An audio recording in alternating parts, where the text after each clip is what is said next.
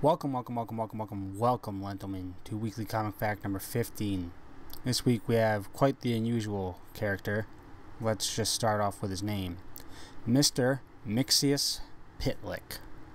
I'll say that again for everybody. Mr. Mixius Pitlick. Okay, now we'll get back to the fact. First appearance, Superman First Series number 30, October 1944. First current appearance, Superman Second Series number 11, November 1987. Status villain, real name untranslatable. Occupation, Little Devil, because DC thinks it's funny. Base, fifth dimensional world of Zrif. Height, 3 feet 9 inches. Weight, 59 pounds. Eyes blue, hair white. Special powers abilities.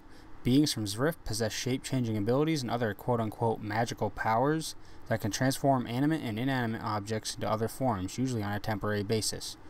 Every 90 days, Superman can expect a visit from Mr. Mixius Pitlick. The imp loves challenging the Man of Steel with magical mischief, games that can only end when Superman tricks him into saying his name backwards, which is quite remarkable in the fact that saying it frontwards is quite difficult. The fifth dimension Mixius Pitlick hails from defies the physical laws of the three-dimensional world.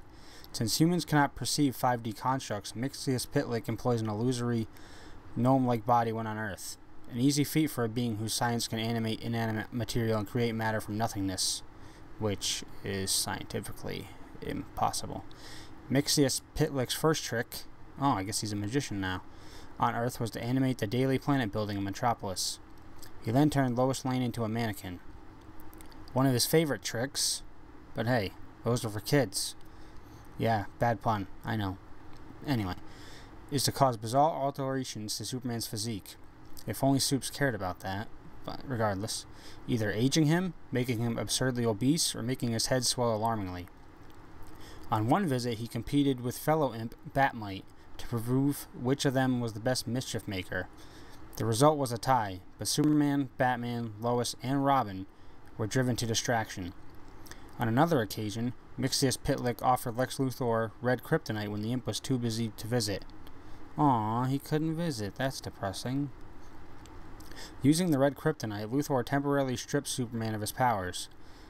Later, Mixius Pitlick recreated Doomsday, the entity that once, spoiler alert, killed Superman, and quote-unquote died, crushed by the rampaging creature's bony protrusions. Whoa, let's watch the phrasing on bony protrusions, huh? Of course, he was only playing dead. Mixius Pitlick's greatest humiliation came at the hands of the Joker.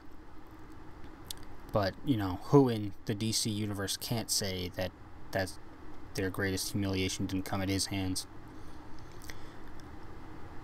Who talked the imp out of most of his powers.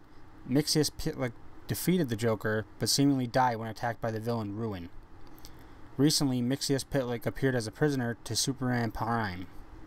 But we're not going to talk about that storyline, so I'm ending the fact here, because that storyline is fucking shit.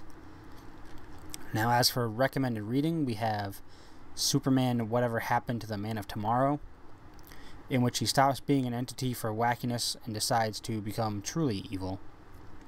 And since there's not really a lot of stuff to recommend, I'll give you a second one, and it's called Emperor Joker, where the Joker tricks Mixius Pitlick into giving him almost all of his power by using the threat of knowing Mixius Pitlick's real fifth dimensional name, which I don't know what would really happen, but that's a threat that he apparently fears enough to give Joker almost all of his power. But that's it for this week's fact, folks. Please don't forget to like, favorite, and subscribe, and please stay lovely.